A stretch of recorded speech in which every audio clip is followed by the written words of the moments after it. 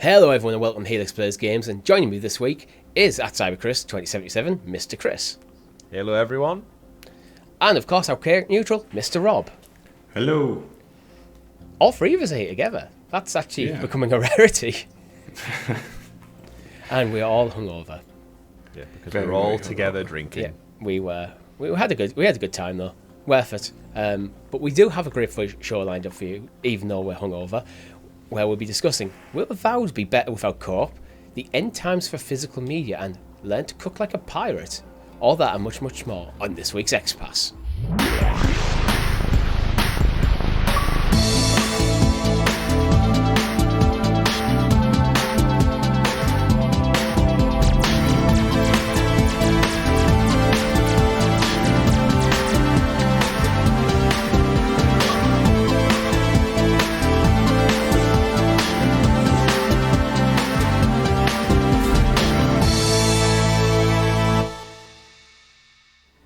Before we get into it, I'm not going to do the usual rigmarole because I'm going to throw it over to Chris to tell you about some very big news for the channel.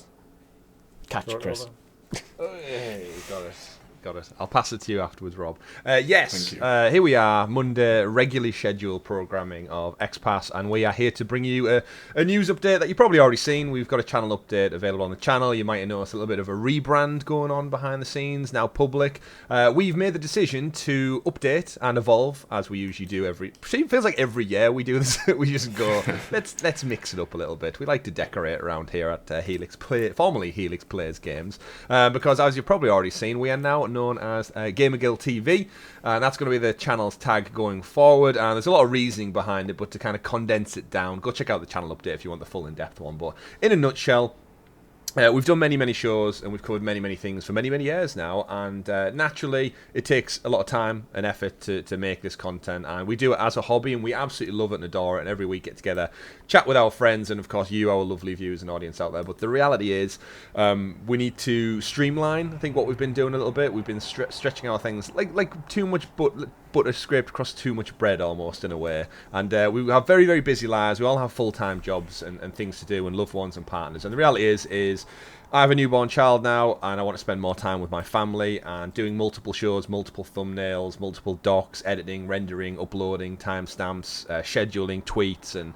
all that stuff. It takes a long time, and when you do it across multiple shows, like when we do a Lunar show as well, that's like 3 times, and it's basically my whole Sunday is gone, or Saturday, whatever day we record. You lose a whole day of your day off from your normal day job, doing essentially content, which again, we love it, but we do need to streamline it. So going forward, this is Gamerguild TV. It's under one umbrella, and we will bring you the Gamerguild podcast. So anyone out there listening to XPass thinking, oh no, my Xbox news not going anywhere, PlayStation news not going anywhere, we're just going to focus it all of our energy into one wonderful show called the Gamerguild podcast.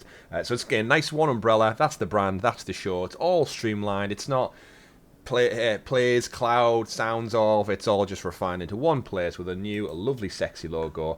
And we'll bring it to you every single month, dropping on the same feed that you're listening to this on, the same YouTube channel you're watching this on. It'll just be Gamerguild TV. So follow us on social media across all those. And we said on all of our other announcements as well, it just means that the show has a bit more flexibility. We can go a little bit longer. We can talk about things like Nintendo, PC gaming, cloud gaming. We can bring basically anything we're talking about into one show.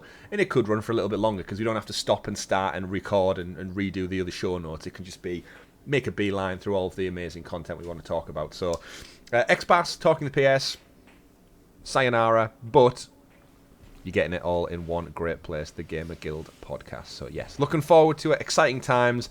And I think we said on all of our other announcements that reality is it was either cut back on this or you get nothing from us. So what world would you rather live in? So yes, Gamerguild podcast. Looking forward to it, guys. Very excited. We've been sitting on this for quite some time. And we actually have a new intro. I didn't even talk about it on Talking to PS, so it's a good thing this show goes out first. We have a brand new intro, commission, new soundtrack. Looks great, looks awesome. We've got armor and we're dressed as knights. What else could a young boy aspire to? What more could we aspire to? So go check out that. Richie might even be playing it now over our voiceover for all I know. But anything you guys want to add on, Rob? Any little attachments? The big one for me is the flexibility it gives us to talk about different platforms, because there has been some kind of fair comments where people have been saying we're talking about Nintendo and we're talking about this, and because Richie, you're super big into Nintendo. I'm very much like a PC gamer first and console second. And like, I can understand where we got to with like the platform specific podcasts, but it kind of like has outlived its purpose now, I guess. I think we need to actually, aside from like wanting to get some time back for personal kind of reasons and stuff like that, I still think this is the way this like our content should have went. So like, you know. Yeah, a lot of our decisions have been influenced by just like the nature of stuff that happened. Like Stadia completely combusted in on itself, so we had to quickly pivot and we went to Helix Cloud Games. And then naturally that doesn't bode well for a channel name because it doesn't, the name doesn't bring people and you don't really know what it's about. So then eventually we evolved that into Players Games to make it more centric on, look, we're playing games. It's a channel that makes sense. And I think the Gamer Guild, it is what it is. You're a bunch of gamers, we're in a guild together, we play together. It's synonymous with video games anyway, guilds. And at the end of the day, the logo looks cool. It's a sword and a shield with 2 Gs back to back. What more could you want, folks? I was pretty happy when you showed me the logo. That's probably some of the best stuff we've done, actually. And we always say play wherever makes you happiest. So now you only have to listen to one podcast to find what games you want to play. Yeah, absolutely. And also, sometimes it's weird because while having separate shows for each platform, I think in the ideal world we'd literally have a Nintendo show, we'd have a GeForce Now show, a Luna show. We'd just nowhere near the capacity to do anything. And we'd like get paid to do it as well. Yeah. That's right. Yeah, quit our jobs and just all content. It's 5 days a week or something would be. With us only having like 2 or 3 shows, if you include Luna listening, them shows are actually a bit restricting. Because if there's not much happening in Xbox, it means we're still trying to produce an hour-long show with not much interesting stuff. Yeah. When Nintendo could be absolutely doing amazing stuff, or could be amazing stuff happening on PC, and we just don't have a platform to talk about it. This kind of gives us a platform to talk about the most exciting news happening in gaming, wherever it is. So I think it will be probably the best shows we've ever done coming forward. Yeah, I think like people aren't as kind of console loyal anymore, are they? Like people just... As you say. But not in our guild. Not in our guild. Yeah. People are a lot more fluid about where they're playing on what platform, and I think we should reflect that in what we make.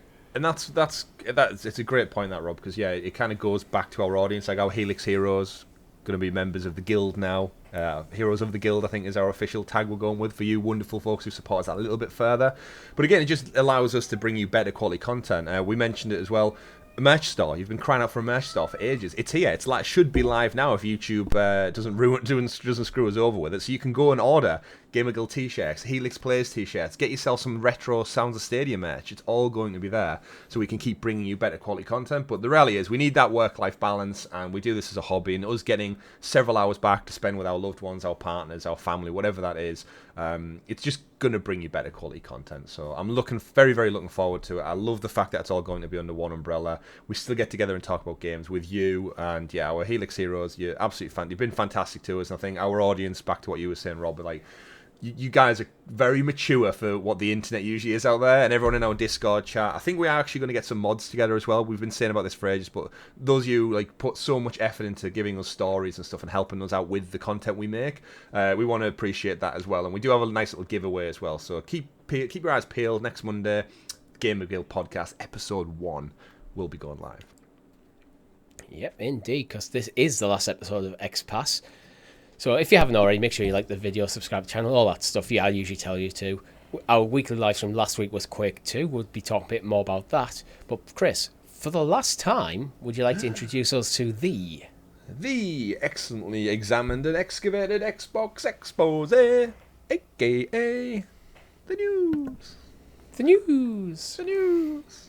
In high pitch. But I just completely blanked.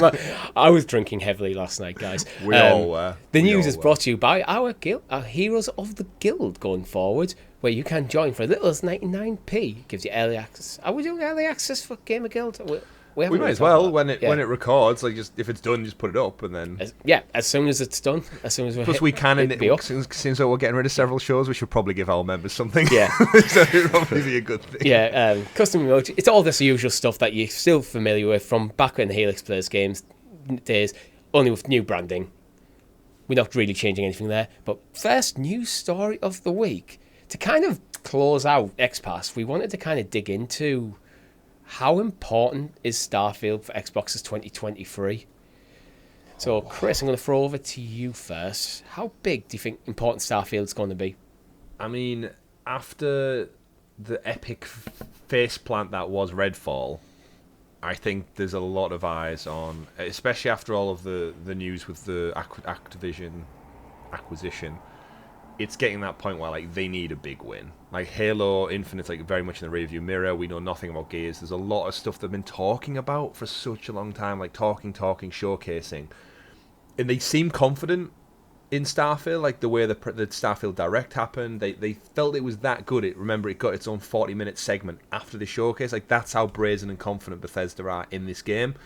And in terms of the future going into like Christmas, where we know PlayStation 5s are selling gangbusters, we know Nintendo Switches are selling like hotcakes, still, Microsoft, even though they're in third place, they need like a big win. And for people like me who am not traditionally a Bethesda gamer, like Fallout and such, it's not really been my bag.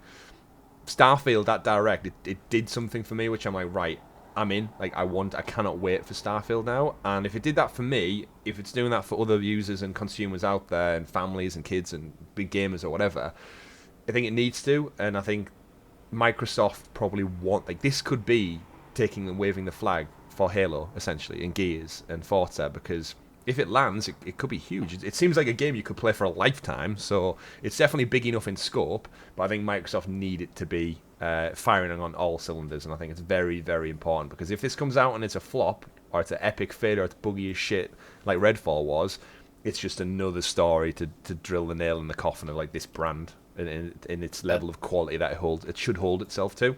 And let's be fair, this is a more anticipated title than Redfall. Redfall was kind of okay, you're doing something interesting there, let's see how it plays out. Everyone's looking at Starfield going, this is the next big thing from Bethesda. This is like, it's kind of like we haven't had this since Fallout 4, basically. They don't do small games, Bethesda. Like their history is in huge, stellar, open world titles that are known for like generations. Like Fallout and stuff and Skyrim, they're always in the conversation, and very, very important. Yeah, Rob, what are you thinking about it? And crucially, will you buy an AMD Radeon RX 7900 XTX Starfield Edition graphics card? That was a lot of words right there. Yep. my hungover brain just trying to process what you just said was like, what? No, I won't be, because it's AMD and I'm an Intel guy, through and through. Well, you're rocking an Arc GPU. I was reading about the graphics card. These are a Ryzen 7 CPU as well. But yeah, Starfield Edition's like processors and GPUs. I mean, it looks sexy. Yeah, but it looks sexy for something that's just going to go in your case and you're never going to look at. Well, yeah. Well, no. The PC gamers have these cool translucent boxes with like LEDs and everything now. They do, and I do too. But realistically, I'm not even looking at it. You don't really look at it. To be fair, like I only notice my PS5 because there's this like white monolith that sits in the corner of my room. So yeah, I won't be touching the AMD partnership thing, but I think Xbox need to do this to prove that they can still create IP. Because I was thinking before we started this show, like, what was like the last thing Xbox kind of birthed is obviously they have like Forza and stuff like that, but they're not new. They're very much iterations on. That's for me. I'd say in terms of scale, probably the last successful new IP. Yeah, but it's not. It's not a scale of. No, it's not. I'd have said Sea of Thieves. I think they've had a lot of smaller, like Avowed and stuff. Was like not Avowed. Sorry, Avowed's not out yet. No. What's the one with the Honey I Shrunk the Kids? Oh, Grounded. Grounded, that's the one, yeah. Grounded. It's from, so the Grounded was like, it's good, but it didn't scale up like I think you're saying, Rob, whereas I think Sea of Thieves started off bad, and it's now huge, and like that, like you said, that's a long while ago now. Yeah, like I can't think of the last time they made something big and which stuck around for a lot of generations, so I think this needs to be that. So yeah, at Bethesda as well, like, I do think it's been a while since Bethesda have had an absolute hit. Yeah. Like, I mean, Fallout 76 seems to be getting to a point where it does have a bit of a following. It's going okay nowadays. but it's nowhere near probably the hit they were hoping it would be. And before that was literally like Fallout 4. And it's tainted, isn't it? Like 76 is like, no matter how good they get it to, it's tainted.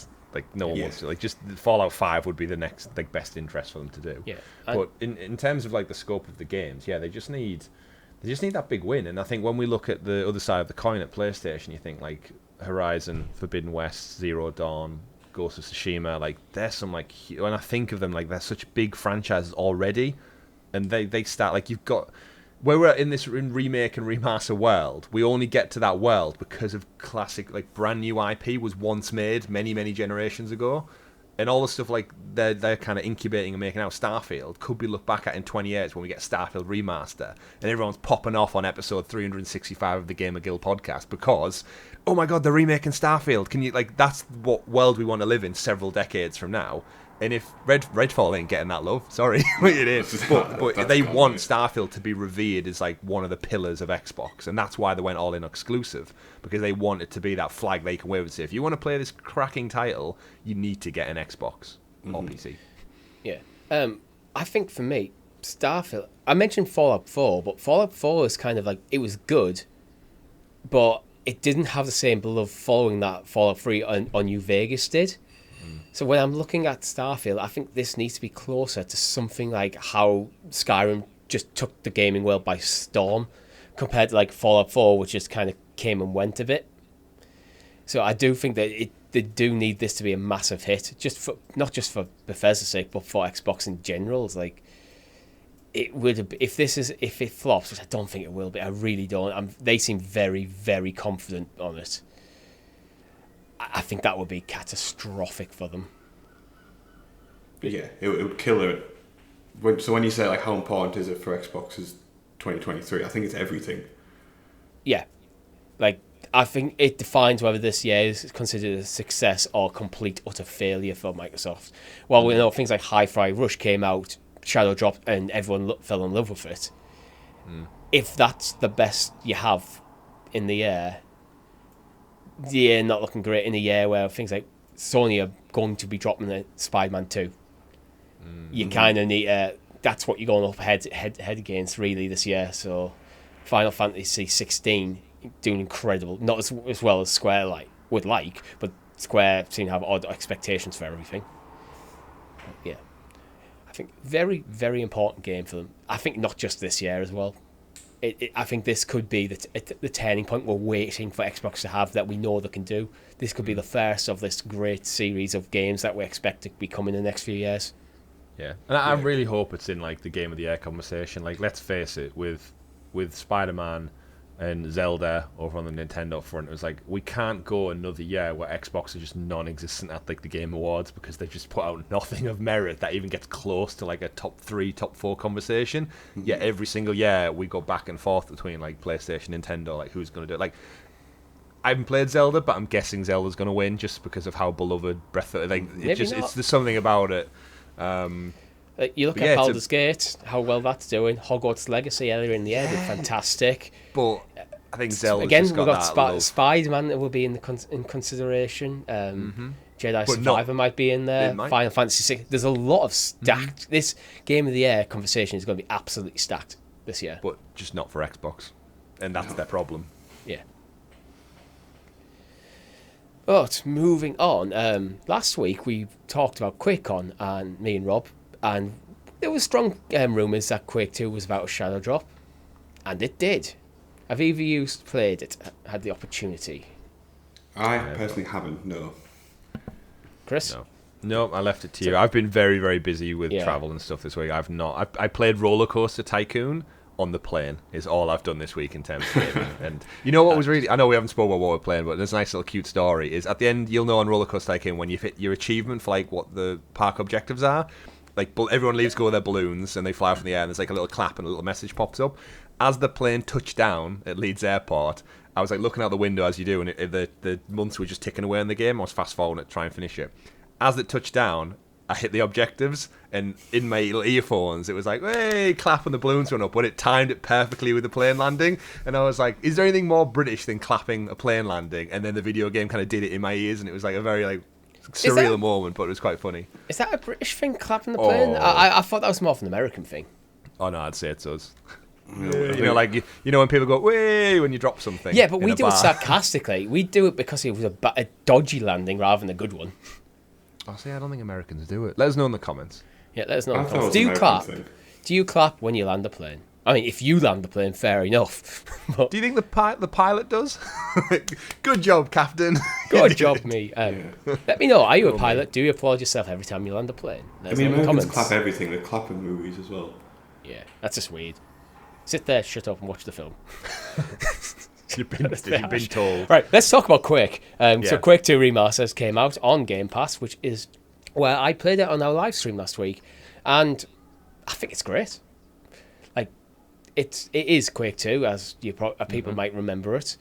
It plays similar to, like, as you'd expect a Doom Quake to play, but with that some modern touches. Like, plays incredibly smooth. It's at least 60 frames per second, probably way higher. It's dead smooth. I don't know. I don't really have a bad thing to say about it. And, like, we do talk a bit more about it and talk in the PS because it's coming to PlayStation Plus. Is it PlayStation Plus or is it just coming to PlayStation? Just available on PlayStation 4 and 5. Yeah. But it got me thinking, is like how indie developers kind of rejuvenated like the 2D platformer and then elevated it to like modern style, and now it's just become a thriving genre. This kind of old-fashioned first-person shooter, I think, could see a resurgence, like, if indie developers getting on board with looking at how, like, Quake 2's the remaster's being handled and go, we could do something interesting like that. A bit of nostalgia throwback, like almost like a spiritual successor or something to, like, vintage things like Quake or Doom or Wolfenstein. Yeah, I don't really have anything bad to say about it. It's good.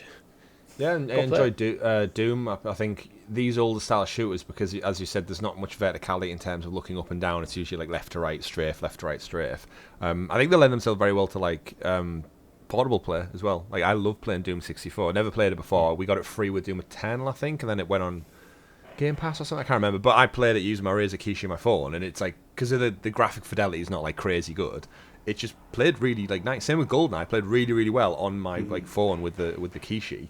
And I think Quake is probably one of those where it just would play really well. So if you're on the move with it, it'd be really, really fun. But yeah, I've never played Quake before, but it's one of those where I never played Doom before, and I had an absolute blast playing Doom. So it's not that story heavy. You'll be fine. And you could play it on your Kishi. And Quake 2, it does come with free DLC and Quake 2 64 all bundled in together. Nice. So pretty good. Moving on to our favourite little kitten, Chris. And it's done incredibly well. So Strayyyy is pretty much on the top of it. Within less than 24 hours since its launch on Xbox, it's dominating the charts. It's #1 in multiple countries. Not bad at all. Strayyyy is a fantastic game. There's loads of people out there who were like lamented it being in the Game of the Year conversation last year, and I was like, I totally understood why it was in there. I don't know if it's just if you're not a cat person. Like, I'm not a cat person, but I still had a fun time running around as a four-legged feline. And we finally we knew it was coming for quite some time. I'm in a way disappointed it's not on Game Pass because it thrived so well because it was on PS Plus. Like, everyone jumped in, everyone checked out. It was like a moment in time. And I think I remember it more so because we're in the middle of that damn heat wave during the summer, so I remember it very vividly. But it's great to see it there. I hope it does really, really well, and we'll definitely see a sequel at some point. But like, why are more games? Why can't you play as animals in more games? Well, I think that's the thing. I think why people took to it, because it did feel quite new in terms of how you interacted with the world. So you're not playing as basically a man running around with a gun. But you had such rich environments, such like interesting stories to be told in this world. But you're just playing as a cat. Yeah, just a little cat. I think that's probably the one thing that turned some people off. It's like, well, I'm just playing as a cat, so I don't get it. But I had a great time with it. I never got the platinum though. There was a lot of fun to be had for £20, right? Like, yeah.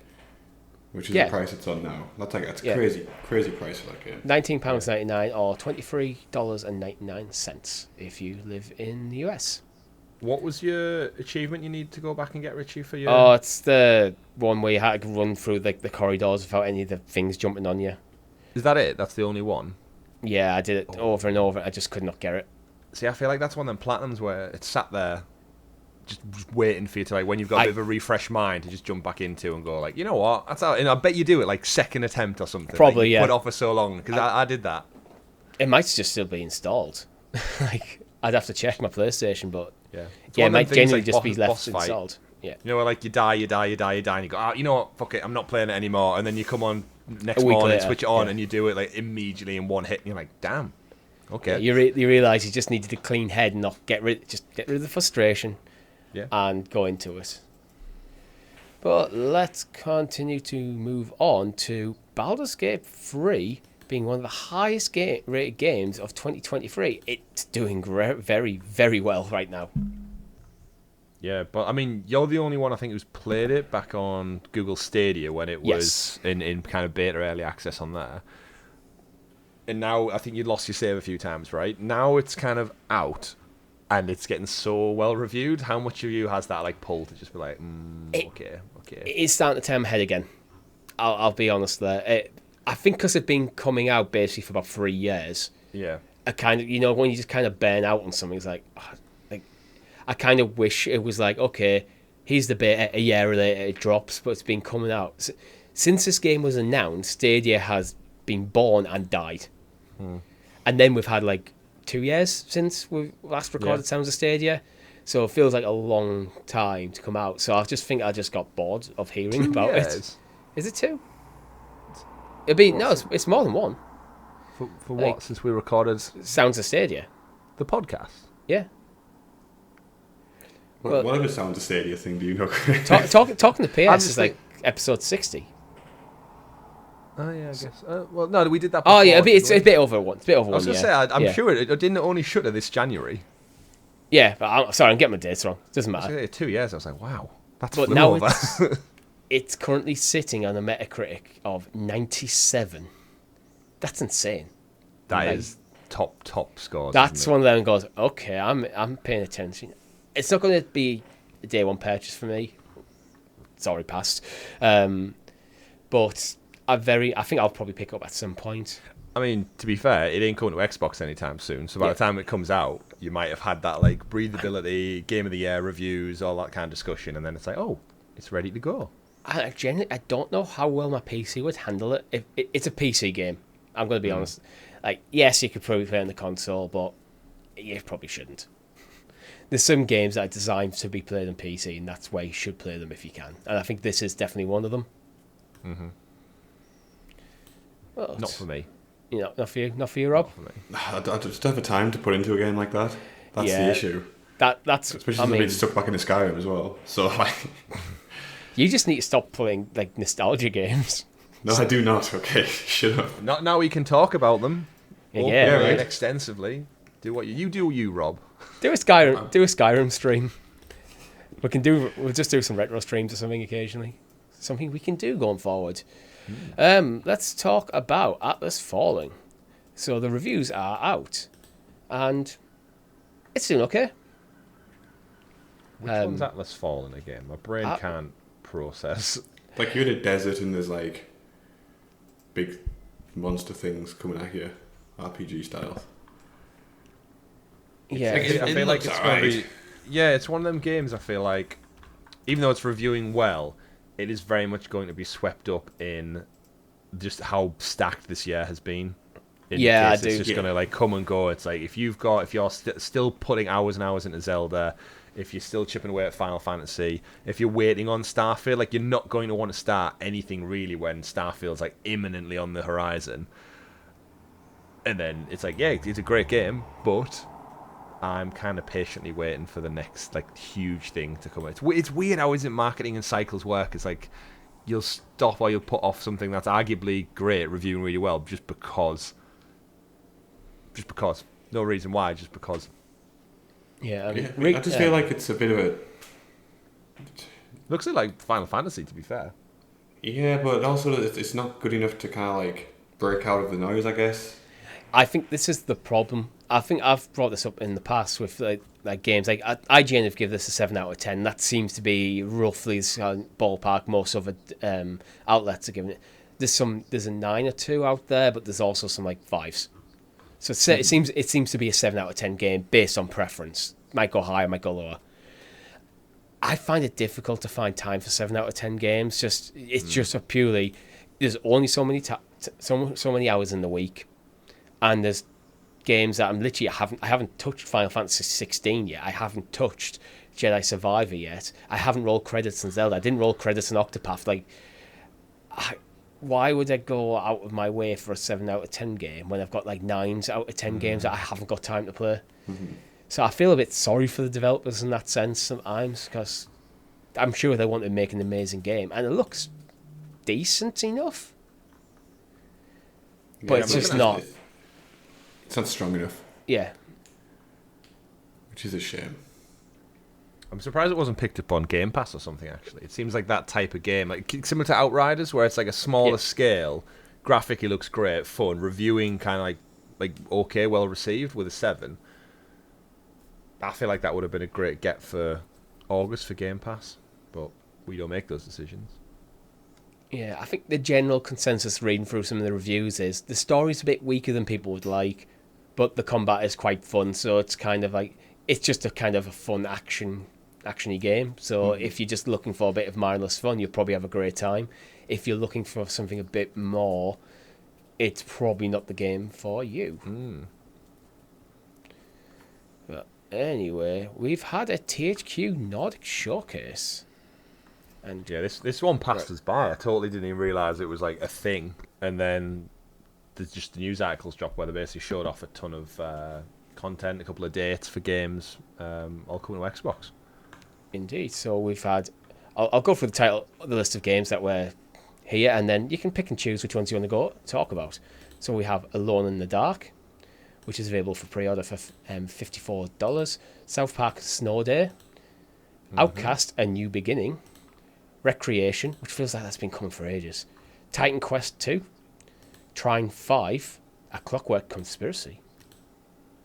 Gothic 1 Remake. Is it actually called Gothic 1 Remake, or is it just Gothic? TMNT, The Last Ronin, the game. Way of the Hunter. Ticker Moon Plains DLC. And that was it. So is any of these jumping out at you? I think the South Park one's surprising, because I think after all the kind of chaos that the previous 2 South Park games went through with like switching developers and publishers and stuff, and it took so long to get some out, even though they're very well reviewed and revered. Snow Day looks like it's almost like they've took so South Park Snow Day, for those who don't know, it's a co-op full 3D action game taking place on a snow day where schools have been out. It strikes me as like South Park meets Crash Team Rumble, and I don't think if you took the South Park IP off it, anyone would pay any heed to this game, and yet that's what it is. It looks like you team up and you go and throw snowballs at each other, and you play your characters. So like, because it's in the child's mind, like Cartman has his like magical spells or something, you're probably going to have the Coon in there, and there's going to be superhero meets the Lord of the Rings elements from the famous episodes of years gone by. Yeah, you just kind of run around and throw shit at each other, bash shit, make it like tower defense kind of stuff, and kill the other team, which doesn't seem very South Park. So if you know what I mean, if you took the IP, it would just be a multiplayer game that existed. And the fact that it's THQ Nordic is like, okay. I was half disappointed when I like realized what this was, because I thought it was going to be like the next in the series of like the South Park games. I was like, oh. Yeah. As soon as I saw the name and it was just Snow Day, I was like, I had to read it like 5 times. Go, where's the pun in that? Where's the joke in Snow Day? And then it was like, oh wait, there isn't one. It's just that's the game. It was like, oh, like Butthole and Fractured Butthole, Stick of Truth. Yeah. They were amazing games, but just nothing. So I mean, I'm sure it'll be fun, but like I said, it gives me throwbacks to what was the South Park game on the N64 where you could piss on the snowball and throw it. I think it was just South Park. Was it just South Park the game? Yeah. I remember that, because like the turkeys were the enemies, weren't they? You go around on the bicycle. Like that was fun, but yeah, this just seems like such an odd thing. If for THQ Nordic as well, like I didn't think that'd be a partner that they'd go with, but I guess South Park's still a popular IP, and then yeah, remember when we used to get like Family Guy games and stuff on the PS2 era? Oh, And, yeah, like you don't really get like Futurama games, like you don't really get that anymore. So I guess this is, if you watch South Park, and I say you're a kid, but kids shouldn't be watching South Park, but there's an audience there, then hey, it's probably a bit of fun, but it definitely shouldn't come out like a full price title or anything. I think they might have just hit the nail on the head. Why I find it a bit weird. It's like it feels like a gameplay style that's aiming at a younger audience when the IP is aimed at an older audience. Yeah. So it just seems like a bit of a mismatch in that sense. Yeah, we had to stay up past midnight to watch South Park as kids because it wasn't on any normal hours. Yeah, it's not for that. There's loads of there was loads of controversy when it first came out because cartoons were for kids. Yeah, and this was very much not for kids. But I think it helps how Trey Parker and Matt Stone are very much gamers as well. They're very interested in games, so like I'm guessing there's a good game in there. Otherwise, I don't think they would have given the license. They're obviously not as hands-on as they were with the other two titles as well. This is very much like, there's your IP, we'll do the voices, but it doesn't look like there's any real story to it anyway. So, yeah, just expect some multiplayer fun. Yeah. Another one I think is worth mentioning is Recreation. So this is kind of the Wreckfest spin-off, but where you can build a lot of your own tracks. So I think there could be a really cool game in here. Yeah, it's like Wreckfest meets Mario Maker, essentially. Just do your own, make your own crazy zany stuff. The physics don't really exist in Wreckfest anyway in terms of like gravity and stuff. So just have at it. It could be quite fun if the price is right, or it did go into like Game Pass. Yeah, they didn't state Game Pass in the Xbox blog, but it does fit thing like you would just have kind of like Hot Wheels. Like if you could just make your track and share it with your friends and just dick around and go on a crazy zany wild ride, it looks good. It's a kind of a concept that I'm surprised more racing games haven't done. Like I'm watching the trailer now and they're plonking like a big giant fake dinosaur in the middle of a racetrack, like suspended over a forest with loads of obstacles and twists and turns and loops. And it's like, yeah, like that could be really fun. Like Wreckfest is a fun game anyway. Add another like total like vertical to the game, and there's a lot of fun that could be had here. So Recreation is not a great name, man. I think it solves the problem of Wreckfest, where Wreckfest is great fun, but then you're quite limited in terms of the maps. Yeah. So kind of like at some point you're just playing through the same stuff over and over again. This effectively has unlimited content, because if you get bored of the map, just create a new one. It looks like there's a lot of assets as well. It's not like half-assed with like, oh, here's one or two things. Like it looks like there's a lot to play with. So yeah, get creative. Looks interesting. Yeah, and watching the trailer, it looks quite intuitive. So Rob, is there anything that you want to bring up? There's two for me on there. Like I think Alone in the Dark will be a nice title because I kind of like those horror-based games. I think it'll probably be lost on you too. But and the fact that David Harbour's attached to it is obviously it's a good get. Yeah, that gives it more points than it probably should in objective terms. But it's going to pull me in. But also Teenage Mutant Ninja Turtles. That looks great.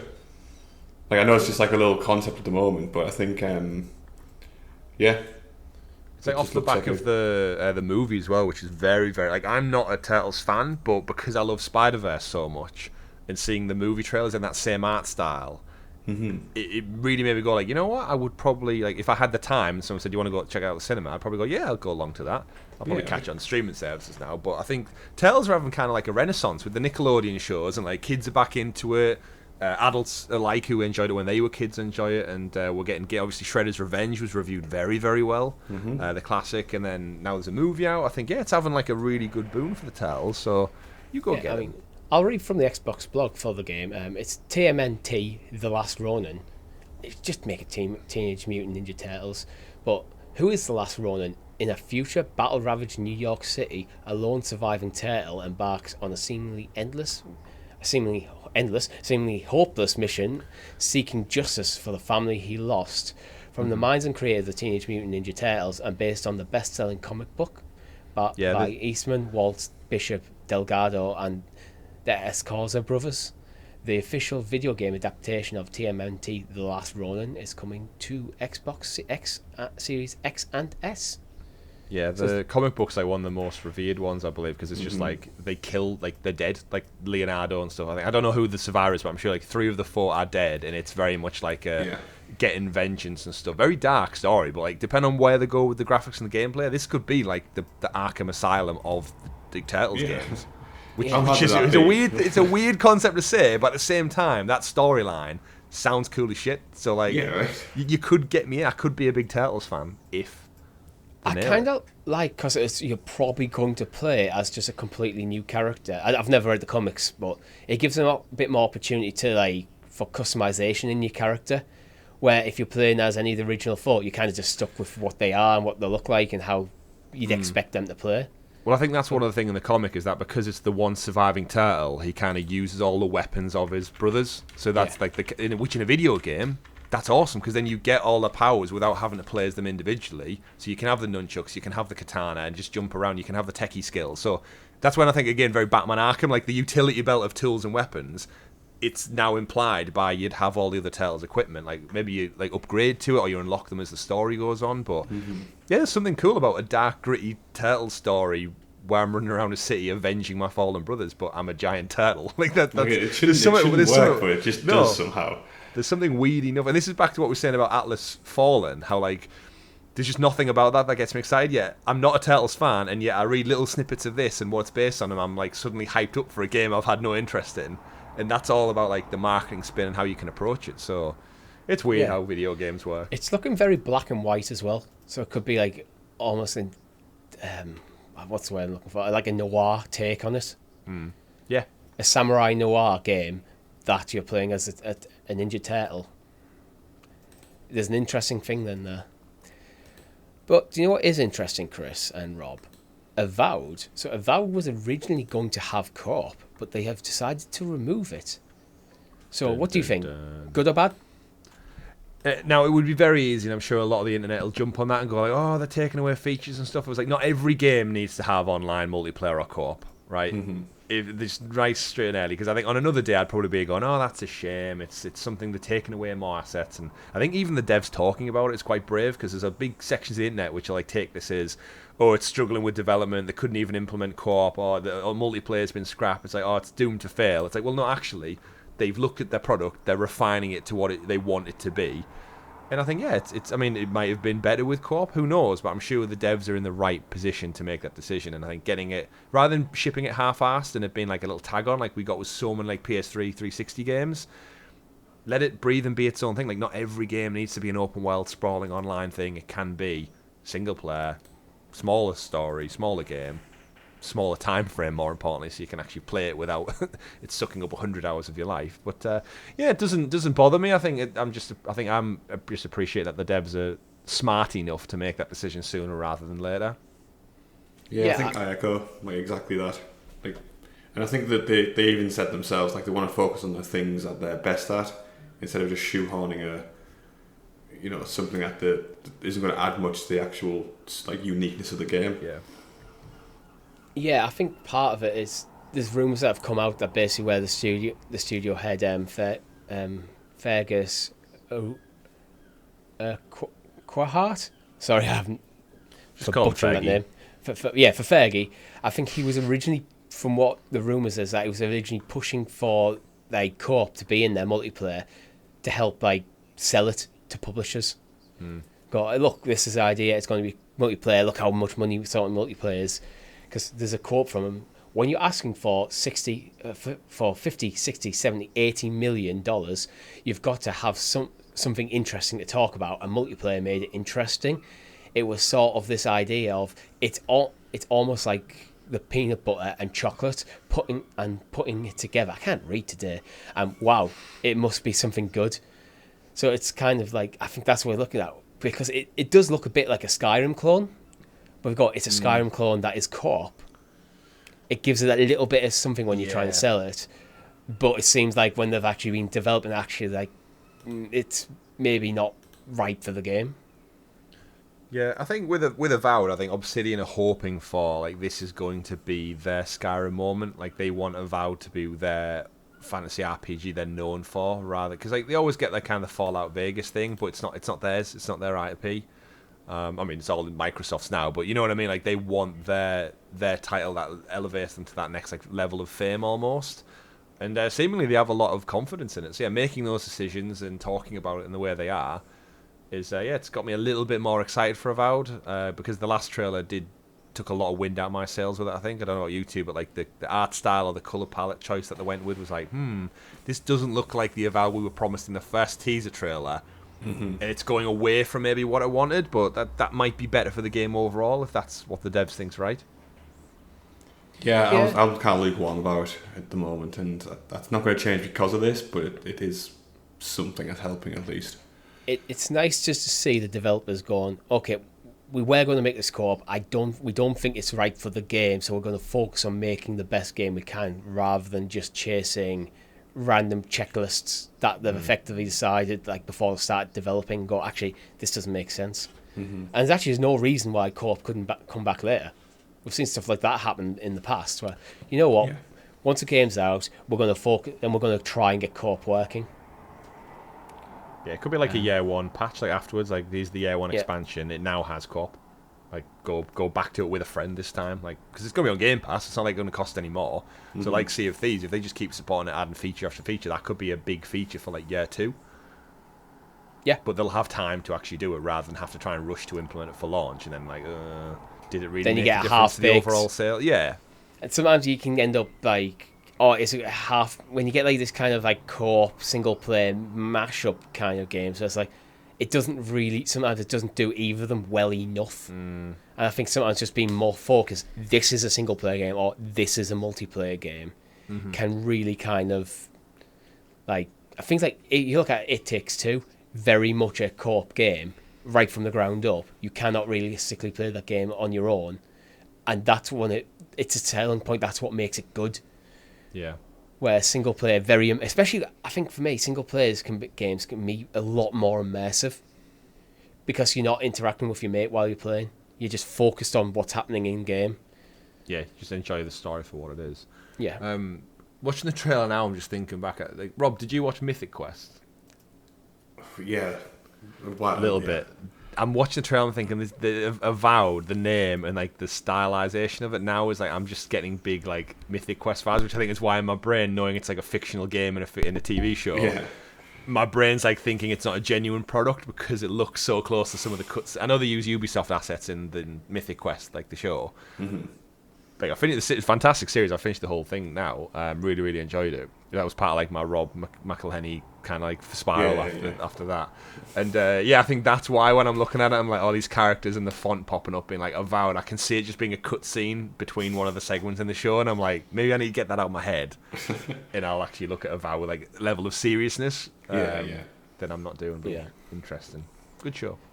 But moving on, do you think we're about to see the end of physical media? Because there's rumours that there's going to be a digital-only Xbox Series S. Series X. The Series S is already digital-only. I mean, I'm all for it.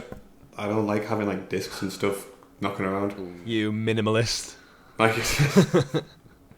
like the fewer things that like are on shelves and like around me, like the happier I am. So, yeah, I'm all for this. I like options. I agree with you actually. If I could get digital games for the same price as like physical games, I'd be all for it. My issue is at the moment you have consumer choice because of physical media. You can go to lots of different places to buy your game. Digital media, you go to the Xbox store, the PlayStation store. So I like that kind of option, which I think creates market and helps keep prices down a bit. Especially with the depreciation on physical media. If you don't buy a game day and date, give it a month or two. I think Final Fantasy 16, which I've literally got on my desk, I think I got it for 15 quid cheaper than like launch price. Yeah. In a month. I guess like Microsoft and PlayStation are probably thinking of these like things much more because not many people are using Blu-rays and DVDs anymore, are they? Yeah, so they're very clearly trying to phase it out. Yeah, like if we go back to like PlayStation 3 kind of situation, like a lot of the reason that console did so well was because it had a Blu-ray player, and it was normally Cheaper just as cheaper than an actual Blu-ray player. Yeah. So like with that not being a consideration anymore, I can see why like Microsoft and Sony are kind of just thinking like, well, you know, what's the point? Like what extra is it giving us?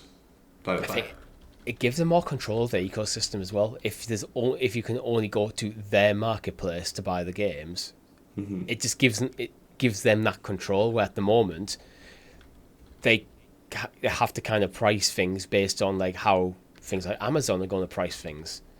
And if Amazon suddenly put up, say I don't know, let's say when Avowed comes out, if Amazon just decide to list it as £40 instead of like 60, who's buying the digital version? Unless you have a Series S. Yeah. So, yeah, I'm all for it. I feel like Chris, not so much. No, I'm still a sad I was collecting my Blu-ray steelbooks and everything. Although not as much nowadays. Again, it's weird because like when we went on our cloud gaming adventure, it did open my eyes up to like not being as attached to it. Like physical, like I have a Series S, so I don't have any Xbox games on disc. I can't. It's a pointless purchase. I've not bought as many steelbooks. I think with like the waning MCU, and I've built up my library. So like my classic movies, I absolutely love. Like I've got them because they're classics, and I'll always love them. Like I'm never going to suddenly wake up and go, I don't like Jurassic Park anymore. Like that's not a thing. So it's like they're there, they're safe, they're there in eternity. But it's weird. But I think always with PlayStation, I'll always be that because that is like my go-to platform of always has. But yeah, it's weird how you just attach yourself to certain things physically. And like maybe one day I will just run out of space and I'm like, and my wife's like, you cannot keep buying shit. Like my Pokemon card adventure that I've just been on, like that is starting to become ridiculous as well. So it's like, right, at one point you physically run out of physical space. So maybe that'll be the straw that breaks the camel's back. But I do appreciate the convenience. I'm just stuck in my ways, like a lot of us old begrudged people are. I think, for me, I think the transition over is inevitable. It is going to happen, but I don't know. I think we should try and keep hold of. Actually, the thing is nowadays, you could argue physical media is good for game preservation, but I don't think that's actually true anymore, because a lot of games now have less and less packed onto the disc. So games are not necessarily you buy the disc and not necessarily be playable on the disc without any form of patch. So if the game gets discontinued, so they stop patching it. It gets delisted or something, then even if you've got the physical disc, it might mean absolutely nothing. Yeah. So, I don't know, there's stuff to be said. I do think we will end up probably next generation as like, well, we know Sony's doing a detachable disc drive. So, I think that is, again, another step towards digital only. Cloud gaming is digital only by definition. You can't have physical cloud gaming. Yeah. RIP GameStop, all those shops around the world that like literally they rely on these and Funko Pops, and now they're just going to turn to Funko Pop stores. I think that's just the way the world's changed. Those like if they want things like Blockbuster went out of business, like either you adapt to the change in the environment or you go under. It's a shame to see these companies go, and it's something nice to be even like used to like going to like HMV to look for music and stuff back in the day. Now that's gone. No, HMV is still around. Yeah, it's not nowhere near as not in your mind, obviously. Yeah, like when was the last time you went in one? I don't know. I usually like to go look at the steelbooks, and then my wife says, "Don't buy them." But yeah, it's just stuff like that. They used to be just commonplace in every single town, and city all over the country. Now, actually, I don't even know how close this HMV is. It's not in our town. No. So, yeah, I think it is inevitable. A few very quick stories just to briefly mention. The $1 Xbox trial for Game Pass is only for 2 weeks now instead of a month. And New Zealand have said yes to the Activision Blizzard King deal going through. Just small little nuggets ticking over. I think everyone's going to say yes now. Now the US has folded. Yeah, it's just our stupid CMA were hanging around. It's like, can we just get it over with now? Like, come on. It's going to happen. I think we all agree that now. We mentioned Starfield a bit earlier, but Samsung Gaming Hub has been using Starfield to promote cloud gaming. I almost forget that Samsung Gaming Hub's a thing sometimes. Is that because you don't have a Samsung TV, do you think? Like, if you used it for that reason, you might have just more of a go-to? Yeah, 100%. There's always strong branding like that. So we see it every year with the launch of like Samsung phones. There's usually some kind of cross promotion with I think you got a Razer Kishi at one point over in the UK if you bought a Samsung phone with like 12 months Game Pass and a Razer Kishi. So there's a lot of cross pollination between these two brands, and like they just get they don't really do the same stuff. So like it's like a perfect pairing for the two of them, I think, to just promote gaming on one front. So Samsung get to promote their TVs in line with gamers so they can look cool with the kids, and XPass get another top quality brand, probably only second to Apple in the mobile space, to like promote Xbox. So it's kind of like a win-win that doesn't take much effort from both parties. So yeah, it's nice to see them talking about it, and it's nice to see that cloud game has still been pushed by some people out there, because who knows the last time Amazon spoke about cloud gaming. Yeah, that's the main reason I want to bring in there. It's like, cloud gaming. I think it's slowed down, but it's definitely not dead. There is big companies out there who are putting a lot of money into it, like Samsung, for example, and using it as in a prominent marketing campaign as well. Yeah, it's back to story number one of like Starfield being huge. Like if you've got third-party companies talking about it as well, like that's like how many eggs they're putting in this basket. So it's got to be good. It's got to be good. And just to round out the show, Rob, would you like to learn how to cook like a pirate? I was trying to think of a pirate pun then, but I'm too hungover to do it. Yes, I would, Richie, yes. Oh, well. Too much rum last night for you. Well, I have some good news for you. You can. There's going to be a Sea of Thieves cookbook. It'll come out hardcover on March the 19th, 2024. It's already listed on Amazon and probably other bookshops. Do pirates cook that often? Like realistically, like out at sea, I like know. You've got fish, whatever Limes. provisions you brought with you. Everyone's working. There's only usually one chef, like one kitchen chef. But I'm guessing the meals weren't great. Like this, we're not talking like cruise lines where there's like a buffet of everything you could possibly ever want to eat for unlimited supplies. But I'm sure a dash of rum will go well. It has over 80 delicious recipes, including things like vegan house chili. Pirates don't eat vegan shit. Kraken tentacles. Absolutely not. The house roast from the unicorn. So it's inspired by all the different foods and drinks in the game. Some coconut ice cream. Oh, that's good news. Mango and coconut ice cream. I do like good coconut ice cream. Grilled mango, coconut, and coconut ice cream. Is that grilled ice cream or grilled mango? Do you think? Say if it's grilled ice cream, it's not an ice cream. I don't feel grilled ice cream. Yeah, it's a drink. Just grill. It's no longer ice cream. It's just now standard issue cream. So we're looking through the cookbook, going, I've done something wrong. It's just a puddle now. Where did I go wrong? You put it on fire, you idiot. But yeah, it's just another line, and the Xbox doing weird stuff. But you know what? There might be some delicious recipes in there. There's other ones as well. There's like a Tomb Raider one, like it's just a cool spin-off thing to do, isn't it? A Genshin Impact one, if that takes your fancy. Maybe we'll have a Gamer Guild cookbook where we get together and put our best recipes ever. Takeaway. which takeaway to order? Triple burger, Rob. It's just got triple burger. Yeah, we'll charge it. It'll be £20, and it just has like lots of different QR codes which you scan to get all the takeaway apps. Burger, pizza, kebab. But that is all we have time for this week, and that is the end of XPass. If you've liked XPass, make sure you like the video, subscribe to the channel, or your podcast feed of choice with notifications kept on, because the Gamer Guild podcast starts next week on these feeds, on the XPass feed. So don't cancel your subs. We're going to still be talking about Xbox. We're still going to be talking about PlayStation. We're also going to be talking about things like happening in Switch, all the best news coming out of the PC gaming space. All the best news, all condensed into one podcast that isn't going to be as time restrictive as Talking the PS and XPass are currently. We have a Discord, all that's still, none of that's going away. It's in the link below. Thank you very much for watching, and thank you very much for supporting the show, and hope for your support going forward. My name's been Richie. I've been Chris. And I've been Rob. GG everyone. Goodbye. It makes sense now.